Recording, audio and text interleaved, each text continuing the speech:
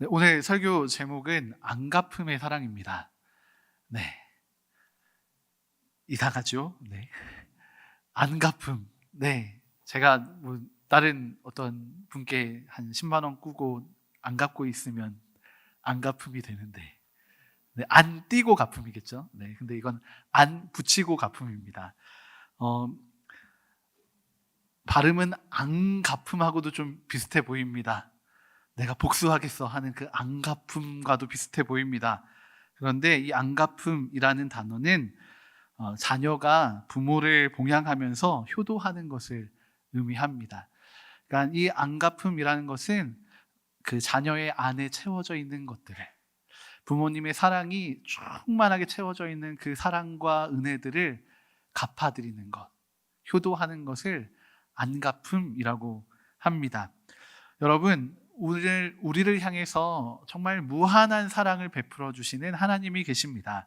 그런데 우리는 그 하나님의 사랑에 대하여서 어떻게 안갚음하고 계십니까? 안 띄고 갚음하고 계십니까? 네? 그 사랑 모른 척하고 지나가십니까? 혹은 하나님 나 사랑하신다고 하는데 왜 나에게 이런 어려움과 고통을 주십니까? 하면서 안갚음하려고 마음 먹고 계시진 않습니까? 오늘 무엇이 우리를 이렇게 하나님의 사랑에 제대로 반응하지 못하고 안 띄고 갚음하고 안 갚음하려는 마음을 우리에게 주게 되었는지 오늘 말씀을 통해 함께 확인하며 우리 안에 이 사랑의 회복들이 일어나게 되는 시간이 되기를 소망합니다. 오늘 읽어드린 본문 말씀은 십계명의 두 번째 계명입니다. 네, 그래도 함께 안 읽어 볼 수 없을 것 같습니다. 우리가 같이 한번 4절부터 5절 상반절까지의 말씀을 함께 읽어보도록 하겠습니다. 너를 위하여 새긴 우상을 만들지 말고 또 위로 하늘에 있는 것이나 아래로 땅에 있는 것이나 땅 아래 물속에 있는 것에 어떤 형상도 만들지 말며 그것들에게 절하지 말며 그것들을 섬기지 말라. 아멘. 네, 오늘 이 말씀을 보면 우리 스스로를 위하여서 우상을 만들지 말라고 하나님이 말씀하고 계십니다. 방금 읽었던 말씀을 정리해 본다면 다음과 같은 결론을 내릴 수 있습니다. 짧은 말씀인데 모르겠습니다. 4가지의 결론이 나왔습니다. 첫 번째는 우리를 스스로 위하여 살아가는 것은 아무 의미가 없다는 것. 또 한 가지는 우상 숭배는 하나님을 떠나는 행위라는 것. 또 한 가지는 하나님의 형상은 세상의 어떤 것으로도 대체될 수 없다는 것. 그리고 그럼에도 우리는 하나님이 아닌 것들에 우리가 마음을 빼앗기고 섬기며 살아간다는 것입니다. 오늘 읽은 이 본문의 배경은 모세가 시내산의 십계명으로 대표되는 이 언약의 율법을 하나님께로부터 받고 있는 상황입니다. 그리고 이스라엘 백성들은 그 시내산 아래에 머물러 있습니다. 모세가 올라가 있는 동안 시내산 아래에서 이스라엘 백성들은 무슨 일을 하고 있었을까요? 출애굽기 32장 1절의 말씀입니다. 백성이 모세가 산에서 내려옴이 더딤을 보고 모여 백성이 아론에게 이르러 말하되 일어나라 우리를 위하여 우리를 인도할 신을 만들라. 이 모세 곧 우리를 애굽 땅에서 인도하여 낸 사람은 어찌 되었는지 알지 못함이니라. 아멘. 이스라엘 백성들은 모세가 더디 오는 것을 확인하고 그의 신변에 문제가 생겼다라고 생각했습니다. 단지 모세만이 아닙니다. 그를 부르셨던 하나님께도 문제가 생겼다라고 받아들인 것입니다. 이에 이스라엘 백성들은 자신들을 위하여 자신들을 인도할 신을 만들고자 합니다. 이스라엘 백성들은 아마도 하나님의 백성이 된다라는 말의 의미를 제대로 이해하지 못했던 것 같습니다. 살아계셔서 이스라엘 백성들을 위하여 일하신 놀라운 기적을 보이시며 그 홍해를 가르시고 애굽으로부터 이 이스라엘 백성들을 이끌어내신 하나님을 그들은 바라보지도 않았고 신뢰하지도 않았고 함께하지도 않았습니다. 하나님의 백성은 하나님의 인도하심을 따라 살아가는 자들이어야 함에도 이스라엘 백성들은 하나님 나라의 백성이라는 것을, 하나님 나라를, 하나님을 생각하지 못합니다. 그래서 이스라엘 백성들은 이제 곧 광야를 지나 그 약속의 땅으로 나아가야 할 자신들의 안위만을 걱정하고 있는 것입니다. 그런데 하나님께서는 자신을 먼저 생각하지 말고 하나님 나라를 구하는 백성들에게 하나님의 사랑을 나타내시고 계심을 우리는 알 수 있습니다. 마태복음 6장 33절 예수님을 통해 하신 말씀입니다. 그런즉 너희는 먼저 그의 나라와 그의 의를 구하라. 그리하면 이 모든 것을 너희에게 더하시리라. 아멘. 이스라엘 백성들은 광야를 향하여 나아갑니다. 가나안 땅으로 향하기 위함입니다. 그곳은 자신의 안위를 먼저 생각하기에 바쁜 곳입니다. 많은 위험이 도사리고 있고 척박한 환경이었습니다. 그렇기에 자신을 지켜줄 여러 방비책이 필요한 곳이기도 했습니다. 그런데 하나님께서는 이런 이스라엘에게, 이 광야를 마주하고 있는 이스라엘 백성들에게 이렇게 명령하고 계신 것입니다. 너희의 안위를 나에게 맡기렴. 내가 지켜줄게. 내가 너와 함께 할 것이야. 이 은혜의 초청으로 이스라엘 백성들을 초대하고 계신 것입니다. 실제로 하나님께서는 광야를 지나는 이스라엘 백성들을 정말 밤낮으로 살피셨습니다. 지치고 고날 때 또 피할 그늘이 되어 주셨습니다. 그들의 삶이 부족한 것들이 많을 때 공급자가 되어 주셨습니다. 그들을 대신하여 싸워 주시기도 했고 그들을 가장 선한 길로 인도하신 하나님이십니다. 그럼에도 이스라엘 백성들은 하나님의 그 사랑을 잊어버렸습니다. 하나님의 그 사랑을 잊고 떠나버렸습니다. 하나님의 그 사랑 가운데 거하면서도 그 하나님의 사랑을 누리고 경험하면서도 그 사랑을 향하여 안 띄고 갚음을 하고 있습니다. 그렇게 해서 만들어진 것이 바로 금송아지였습니다. 출애굽기 32장 4절의 말씀입니다. 아론이 그들의 손에서 금고리를 받아 부어서 조각칼로 새겨 송아지 형상을 만드니 그들이 말하되 이스라엘아 이는 너희를 애굽 땅에서 인도하여 낸 너희의 신이로다 하는지라. 이스라엘 백성들은 자신들이 가지고 있는 모든 금부치를 모았습니다. 그리고 그것을 녹여 조각칼로 새겨 금송아지의 형상을 만들었습니다. 그리고 이 금송아지가 자신들을 지켜줄 신이라 믿었습니다. 우상을 만들어 놓은 이스라엘 백성들은 송아지의 형상을 자신들의 신으로 떠받들며 예배하고 있었습니다. 송아지의 형상은 출애굽한 이스라엘 백성들에게 아주 익숙한 것이었습니다. 애굽에서 가장 중요한 신들 중 하나로 이 소의 형상이 사용되었기 때문입니다. 그렇기에 이스라엘 백성들이 자신들의 신을 만들 때 그들에게 가장 익숙한 모습대로 그 형태대로 우상을 만든 것입니다. 우상은 우리들의 마음을 보여주는 것입니다. 하나님보다 더 가까이 하고 하나님보다 더 의지하는 것들을 보여줍니다. 그런데 그것들은 전혀 다른 곳, 새로운 곳에서 나타나는 것이 아니라 우리에게 가장 가까운 곳, 우리에게 가장 익숙한 곳, 우리의 마음 한가운데 있는 바로 그곳에서부터 나타난다는 것입니다. 이스라엘 백성뿐만이 아닙니다. 우리도 이 우상들을 의지합니다. 우리가 힘들 때, 우리가 어려운 것도 다 이 우상들 때문입니다. 이 우상이 우리의 마음을 충만하게 채워버린 것입니다.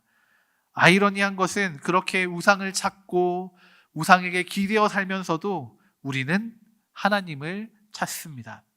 이스라엘 백성들은 자신들을 인도하여 내신 하나님을 자신들에게 익숙한 송아지의 형상으로 변화시켰습니다. 이런 것처럼 우리 역시도 하나님을, 그 무한한 사랑을 베푸시는 그 하나님을 우리에게 익숙한 우상들에 대입시키기도 하고 우리의 상황과 형편을 합리화시키기도 합니다. 그래서 그렇게 하나님을 제한하고 하나님을 왜곡시켜버립니다. 그렇게 하나님의 참된 모습은 사라지고 세속화된 하나님, 변질된 하나님, 자기 스스로가 만들어낸 하나님을, 참된 하나님을 만나고 있는 것처럼 여기는 착각과 오해 속에 빠지게 되는 것입니다. 이러한 우상의 함정에 빠진 이들은 하나님의 사랑을 제대로 이해하기 어렵습니다. 자신들에게 익숙한 대로 하나님의 모습을 변질시키며 하나님의 사랑마저도 왜곡시켜 버립니다. 하나님의 사랑으로도 충분하지 않다고 여기는 것입니다. 몇 해 전 한 드라마의 대사가 청년들 사이에서 큰 화제거리가 되었습니다. 여러분들도 들어보셨을지 모르겠습니다. 날 추앙해요. 이상하죠? 네, 이상한 드라마가 맞습니다. 낯선 말이실 수도 있습니다. 이 드라마는 나의 해방일지라는 드라마입니다. 이 여자 주인공이 사용한 말인데 자신은 사랑만으로는 부족하다는 겁니다. 보통 여자 주인공은 날 좀 사랑해 주세요. 날 사랑해 줘요. 라고 할 텐데 날 사랑해 주는 걸 넘어서 그 차원을 넘어서 추앙하라고 나를 받들라고 이야기하는 것입니다. 남자 주인공은 자신만의 방식대로 천천히 조금씩 이 여자 주인공을 사랑하는 것을 넘어서 추앙하게 됩니다. 이 추앙하는 모습이 많은 여자 청년들의 마음을 설레게 했습니다. 그리고 이 남자 주인공을 이상형으로 삼게 만든 드라마였습니다. 사실 이 대사를 설교의 제목으로 하고 싶었습니다. 네, 우리의 삶에서 하나님을 사랑하는 것보다 더 추앙하고 있는 것들이 많이 있기 때문입니다. 그 많은 우상들은 오늘도 우리를 향해서 이야기합니다. 날 추앙해라. 나를 받들어라. 나를 바라보아라. 하나님이 주시는 사랑으로 너의 삶은 부족하다라고 속이고 이야기하는 것입니다. 더 추앙하고 있는 것들이 우리에게는 있습니다. 하나님보다 더 사랑하는 것이 우리에게 있습니다. 하나님을 사랑하지 않는다는 것이 아닙니다. 하나님을 사랑하면서도 그 하나님의 사랑을 받으면서도 하나님보다 더 추앙하는 것들이 생기고 말았다는 것입니다. 하나님의 사랑보다 더 격하게 기대하고 소망하고 바라는 우리의 삶의 우상들은 무엇입니까? 때로는 집의 문제가 그럴 수 있습니다. 직장의 문제도 그럴 수 있습니다. 돈의 문제가 우리를 여지없이 무너뜨릴 때도 있습니다. 관계의 어려움이나 문제도 우리를 좌절하게 하고 낭망하게 합니다. 이것들은 우리로 하나님의 사랑에 안갚음하지 못하도록 그 하나님의 사랑을 제대로 깨닫지도 못하게 하고 반응하지도 못하게 하는 것들입니다. 그런데 오늘 말씀은 이러한 사랑의 안갚음이 없는 삶에 대해서 정의해주고 있습니다. 5절 우리가 중간에 나와 있는 말씀 한 구절이 있는데 같이 한번 읽어보겠습니다. 시작. 나를 미워하는 자의 죄를 갚되. 네. 하나님께서는 이렇게 하나님의 사랑에서 멀어져 있는 상태를 하나님이 아닌 다른 것들을 추앙하고 있는 이들을 나를 미워하는 자라고 말씀하고 계십니다. 하나님, 저는 하나님 미워하지 않습니다. 하나님 사랑을 알고 하나님 사랑 가운데 거하고 있습니다. 라고 이야기할 수도 있습니다. 하지만 하나님은 분명하게 지적하십니다. 나보다 더 추앙하는 것이 있다면 나를 사랑하는 것이 사실은 나를 미워하는 것이다 라고 말씀하십니다. 자신을 먼저 생각하는 자, 자기의 우상을 만들어 놓은 자, 그래서 하나님의 사랑을 받으면서도 하나님께 반응하지 않는 자를 하나님을 미워하는 자라 부르십니다. 그리고 이들을 향해서는 분명한 심판의 대가를 치르게 하십니다. 5절 하반절의 말씀입니다. 아버지로부터 아들에게로 3, 4대까지 이르게 하거니와. 앞에서 읽은 이 죄에 대한 심판을, 죄의 대가를 3, 4대까지 이르게 하시겠다 하신 것입니다. 네. 죄송합니다. 제 이야기 잠깐 하겠습니다. 네. 엊그제가 이제 저희 아가가 태어난 지 6개월이 됐습니다. 아가가 태어나서 제일 먼저 했던 게 이제 출생신고였고, 출생신고를 하니까 기념이라면서 그 동사무소에서, 죄송해요. 동사무소도 옛날 표현이네요. 네. 행정복지센터에서, 그 주민등록등본과 가족관계증명서를 하나씩 이렇게 띄워주셨습니다. 그런데 보니까 저를 중심으로 해서 부모님이 나와 있고 아내가 나와 있고 아이가 나와 있었습니다. 이 얘기를 하고 싶었습니다. 네. 3, 4대에 이른다라고 하는 것은요, 한 세대, 이 시대를 살아가는 한 가정을 완전히 없애시겠다는 의미입니다. 하나님이 심판을 3, 4대까지 질질 끌고 가시겠다라는 의미가 아닙니다. 하나님을 미워하는 자들은요, 그 대에 하나님의 심판으로 그들이 모두 끊어지게 된다라는 것을 의미합니다. 하나님의 심판은 확실합니다. 한 시점에서 한 가족을 이루는 그 모든 구성은 3대 아니면 4대입니다. 이 3, 4대에 이르기까지 하나님은 심판하시고 하나님을 미워하는 자들을 이 세상에서 멸절시켜 버리시겠다라고 하나님은 각오를 다지시고 계신 것입니다. 하나님은 사랑의 안갚음이 없는 이들에게 이 죄의 안갚음을 하시는 분이십니다. 하나님은 스스로를 알리시기를 질투하시는 하나님이시다라고 말씀하십니다. 하나님은 하나님을 가장 우선순위에 두지 않는 이들을 미워하십니다. 그리고 그들에게 죄를 갚되 더 이상이 없는, 이후가 없는 그 끝을 선포하시는 것입니다. 그런데 하나님의 사랑은 이 심판과는 비교할 수 없이 놀라운 것입니다. 하나님을 떠나 있는 사랑의 안갚음을 뒷전으로 밀어놓고 하나님을 떠나 돌아올 수 없는 강을 건너버린 그들을 향해서도 하나님께서는 돌아올 수 있는 새 길을 예비해 두셨습니다. 그리고 사랑의 안갚음으로 나아오는 이들에게는 천대에 이르기까지 복을 주시겠다 약속하십니다. 이 천대라고 하면 정말로 천대까지가 아니라 이스라엘 안에서 영원을 의미합니다. 천이란 숫자는 영원입니다. 그래서 사울이 전쟁에서 승리했을 때 사울이 죽은 자는 천천이라고 하지 않습니까? 그건 정말 사울을 통해서 완전한 승리가 임했다라는 것입니다. 그런데 그 뒤에 다윗을 더 높여주기 위해서 만만이란 표현을 붙인 것뿐입니다. 이 천은요, 정말 영원, 이스라엘에서 표현할 수 있는 최고의 숫자를 이야기하고 있는 것입니다. 하나님께서는 이스라엘 백성들에게 이 사랑의 안갚음으로 나오기만 하면, 이 사랑에 반응하여 주님을 사랑하는 자들로 살아가기만 한다면 영원한 사랑의 축복을 약속하신다라고 말씀하시는 것입니다.